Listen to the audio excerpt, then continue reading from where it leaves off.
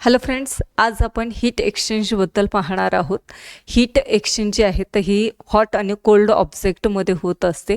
Hot object heat release करत असते आणि कोल्ड ऑब्जेक्ट जे आहे तर तीच हीट काय करते, गेन करत असते. मग यासाठी आपण एक एक्सपेरिमेंट करणार आहोत. तर पहा, या ठिकाणी तुम्हाला बाहेरच्या साईडने पाणी दिसतंय आणि आतमध्ये दूध दिसतंय. तर हे जे दूध आहे तर हे गरम दूध आहे, हॉट ऑब्जेक्ट आहे, आणि हे बाहेरचं पाणी जे आहे तर ते कोल्ड आहे. म्हणजे या ठिकाणी आपण ही जी प्रोसेस आहे तर ही कशासाठी यूज करत असतो. या ठिकाणी हीटचं एक्सचेंज होतं आहे. जे हॉट ऑब्जेक्ट आहे तर ती हीट रिलीज करत असते आणि त्याच वेळेला ही जी कोल्ड ऑब्जेक्ट आहे, जे वॉटर आपण यूज केलेलं आहे तर ती हीट काय करतात, ॲब्सॉर्ब करून घेत असतात.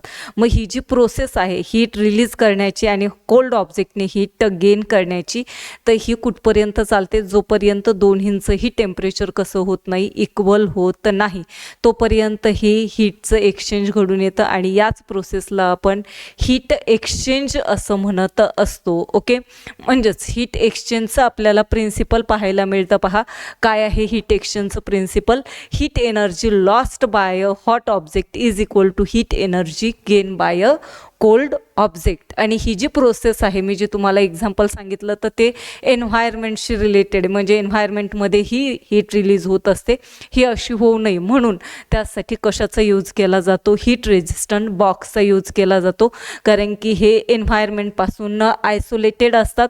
बाहेरची हीट आतमध्ये येत नाही आणि आतमधली हीटही बाहेर जात नाही. यासाठी हीट एक्सचेंजर करायची असेल तर हीट रेजिस्टन्स बॉक्समध्ये ही व्यवस्थित होऊ शकते. ओके, तुम्हाला हे समजलं असेल. हीट एक्सचेंज एक्झाम्पलद्वारे समजलं असेल तर मला नक्की कमेंट करून सांगायचं आहे.